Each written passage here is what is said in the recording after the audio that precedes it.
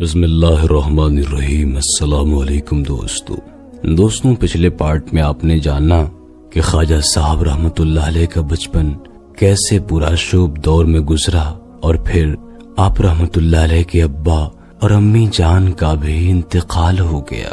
اب آپ بالکل اکیلے رہ گئے تھے۔ پھر ایک دن آپ کو ابراہیم قندوزی رحمت اللہ علیہ سے ملاقات ہوتی ہے اور یہیں سے آپ کی دنیا بدل جاتی ہے۔ آپ اپنا سب کچھ بیچ کر اللہ کی راہ میں لٹا دیتے ہیں اور پھر پورب کی طرف نکل پڑتے ہیں۔ لیکن آج کی اس ویڈیو میں ہم جانیں گے کہ خواجہ صاحب رحمت اللہ علیہ نے روحانیت کی منزلیں کیسے عبور کی، کیسے آپ رحمت اللہ علیہ کو ہندوستان کا راجہ بنایا گیا اور کس نے بنایا۔ یہ سب کچھ آج کی اس ویڈیو میں آپ جانیں گے، لہٰذا اس ویڈیو کو آخر تک ضرور دیکھیے گا۔ دوستوں، علوم ظاہری حاصل کرنے کے بعد حضرت خواجہ غریب نواز رحمت اللہ علیہ مرشد کامل کی تلاش میں نکلے۔ اب آپ کا رخ عراق کی طرف تھا۔ راستے میں نیشا پور کا شہر تھا جس میں حضرت عثمان ہارونی رحمت اللہ علیہ آرام فرما تھے۔ حضرت خواجہ معین الدین چشتی رحمت اللہ علیہ ابھی تک ایک عام طالب علم کی حیثیت سے حضرت عثمان ہارونی رحمت اللہ علیہ کی خدمت میں حاضر ہوتے رہے، مگر شیخ نے جب آپ کی طرف کوئی دھیان نہ دیا تو خواجہ صاحب کئی بار عقل نے فریب کیا کہ یہاں پر تیرے مقدر کا کچھ بھی نہیں ہے، کسی دوسرے آستانے پر چلا جا۔ خیالات کی یہ سرکشی بڑی خوفناک تھی، لیکن آپ نے ہمت سے اس پر قابو پا لیا اور مسلسل خواجہ عثمان ہارونی رحمت اللہ علیہ کی بارگاہ میں حاضری دیتے رہے۔ پھر ایک دن آپ رحمت اللہ علیہ نے حضرت خواجہ عثمان ہارونی رحمت اللہ علیہ کی خدمت میں اپنی خواہش کا اظہار کر دیا۔ میری دلی تمنا ہے کہ حضور مجھے مستقل غلامی کا شرف بخشیں۔ خواجہ معین الدین چشتی رحمت اللہ علیہ کا اشارہ ولایت کی طرف تھا۔ اس کے جواب میں حضرت خواجہ عثمان ہارونی رحمت اللہ علیہ نے فرمایا، اے بیٹا، مجھ سے اپنا ہی بوجھ نہیں اٹھتا تو پھر تمہارا بھاری بوجھ میں کیسے اٹھاؤں گا۔ حضرت عثمان ہارونی رحمت اللہ علیہ آپ کو ٹالنا چاہتے تھے، مگر خواجہ صاحب ضد کر رہے تھے۔ خواجہ معین الدین چشتی رحمت اللہ علیہ نے فرمایا کہ آپ کے سینکڑوں غلام ہیں نا، وہاں پر ایک غلام کے اضافے سے کیا فرق پڑ جائے گا۔ خواجہ عثمان ہارونی رحمت اللہ علیہ نے اپنا دامن سمیٹتے ہوئے کہا کہ یہ سب کے سب خوش فہمی میں مبتلا ہیں۔ یہ لوگ مجھے مرشد کامل سمجھتے ہیں، مگر ان نادانوں کو کیا خبر کہ ان کا پیر تو خود منزل کی تلاش میں ہے۔ خواجہ معین الدین چشتی رحمت اللہ علیہ کہنے لگے، ان لوگوں کی طرح میں بھی آپ سے حسن ظن رکھتا ہوں۔ یہ بات سن کر حضرت عثمان ہارونی رحمت اللہ علیہ متاثر ہوئے بغیر نہ رہ سکے، اور پھر شیخ نے آپ کو اپنے حلقہ ارادت میں شامل کر لیا۔ دوستوں، حضرت معین الدین چشتی اجمیری رحمت اللہ علیہ اپنے پیر و مرشد کی خدمت میں تقریباً 2.5 سال تک حاضر رہے۔ شیخ جہاں بھی چاہتے آپ غلاموں کی طرح ساتھ رہتے، ساری رات محض اس خیال سے جاگتے کہ کہیں پیر و مرشد کو کسی چیز کی ضرورت نہ پیش آ جائے۔ جیسے جیسے دن گزر رہے تھے آپ کی جذبہ خدمت گاری میں اضافہ ہوتا جا رہا تھا۔ حضرت عثمان ہارونی رحمت اللہ علیہ نہیں چاہتے تھے کہ لوگ ان کے آس پاس بھیڑ لگاتے رہیں۔ یہی وجہ تھی کہ آپ نے جان بوجھ کر کرامتیں دکھانا بند کر دی، لوگوں سے اپنے کرشمے چھپانے لگے، اپنے کمالات پر پردہ ڈال دیا۔ لوگ آپ کا نام سن کر دور دور سے آتے تھے، مگر جب شیخ سے کسی کرشمے اور کرامت کا اظہار نہ ہوتا تھا تو مایوس ہو کر لوٹ جاتے تھے۔ پھر یہ قصے عام ہونے لگے کہ حضرت عثمان ہارونی رحمت اللہ علیہ ایک دنیا دار شیخ ہیں، ان کا روحانیت سے کوئی تعلق نہیں ہے۔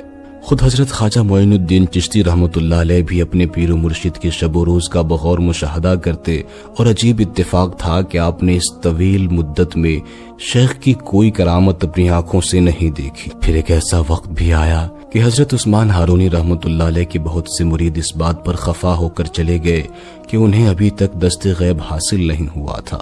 ان مریدوں کے خیال میں شیخ ظاہری علم تو رکھتے تھے، لیکن انہیں باطنی علم سے کوئی نسبت نہیں تھی۔ یہ بڑے نازک لمحات تھے۔ کہنے والے حضرت خواجہ معین الدین چشتی رحمت اللہ علیہ سے بھی کہا کرتے تھے کہ کیوں اپنا وقت برباد کر رہے ہو، یہاں کچھ نہیں ہے، کوئی اور دروازہ دیکھو۔ خواجہ معین الدین چشتی رحمت اللہ علیہ بدگمانوں کے اس گروہ کو سخت ترین جواب دیتے اور پھر انتہائی ذوق و شوق سے اپنے شیخ کی خدمت میں مشغول ہو جاتے۔ ایک بار حضرت عثمان ہارونی رحمت اللہ علیہ شہر سے باہر تشریف لے گئے۔ خواجہ معین الدین چشتی رحمت اللہ علیہ کا معمول تھا کہ آپ ہر وقت پیر و مرشد کے ساتھ رہتے۔ اس مرتبہ بھی دوران سفر آپ اس طرح شیخ کے پیچھے پیچھے چل رہے تھے کہ جیسے کوئی غلام اپنے آقا کے ہمراہ ہو۔ حضرت خواجہ عثمان ہارونی رحمت اللہ علیہ کا تمام سامان خواجہ معین الدین چشتی رحمت اللہ علیہ کے سر پر تھا، اور آپ اس خوش نصیبی پر اس قدر خوش تھے جیسے دونوں جہاں کی دولت ہاتھ آ گئی ہو۔ شیخ نے ایک غیر آباد علاقے میں قیام کیا، پھر بڑے عجیب سے لہجے میں خواجہ صاحب سے فرمایا، معین الدین، ساری دنیا چلی گئی ہے، اب تم بھی چلے جاؤ۔ اگر ہمارے پاس کچھ ہوتا تو لوگ اس طرح خالی ہاتھ کیوں لوٹ جاتے؟ آج حضرت عثمان ہارونی رحمت اللہ علیہ کے بات کرنے کا انداز ہی کچھ اور تھا۔ تم کئی سال سے ناکام و نامراد بھٹک رہے ہو، مگر تم نے کیا پایا؟ خواجہ معین الدین چشتی رحمت اللہ علیہ رو پڑے اور بولے، شیخ اب میں کہاں جاؤں گا؟ میرا آپ کے سوا دنیا میں کون ہے؟ خواجہ صاحب کہہ رہے تھے اور روتے جا رہے تھے، اب تو میں ایک کا ہو چکا ہوں، اب مجھے دوسرے کے در پر آواز لگاتے ہوئے شرم آتی ہے۔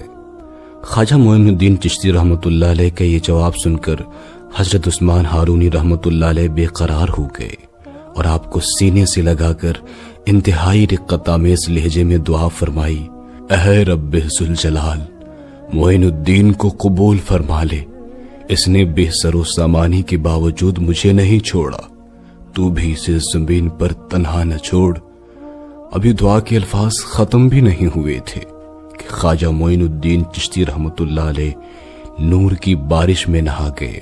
ایک تیز شعاع دل و دماغ کو روشن کرتی چلی گئی، یہاں تک کہ آپ کی آنکھوں کے سامنے سے تمام پردے اٹھ گئے۔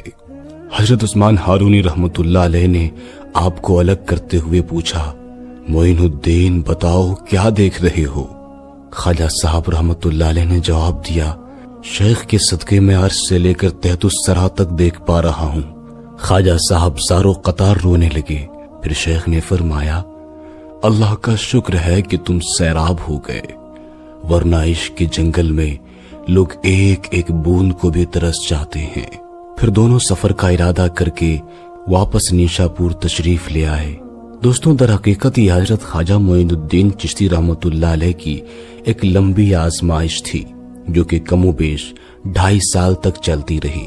دیکھنا تھا کہ خواجہ غریب نواز رحمت اللہ علیہ اپنے پیر و مرشد حضرت خواجہ عثمان ہارونی رحمت اللہ علیہ سے کس قدر محبت کرتے ہیں، اور جب یہ 2.5 سال گزر گیا تو اس کے بعد حضرت عثمان ہارونی رحمت اللہ علیہ سے بے شمار کرامات ظاہر ہوئی، اور پھر وہ تمام لوگ جو آپ رحمت اللہ علیہ کو چھوڑ کر چلے گئے تھے سب لوٹ آئے۔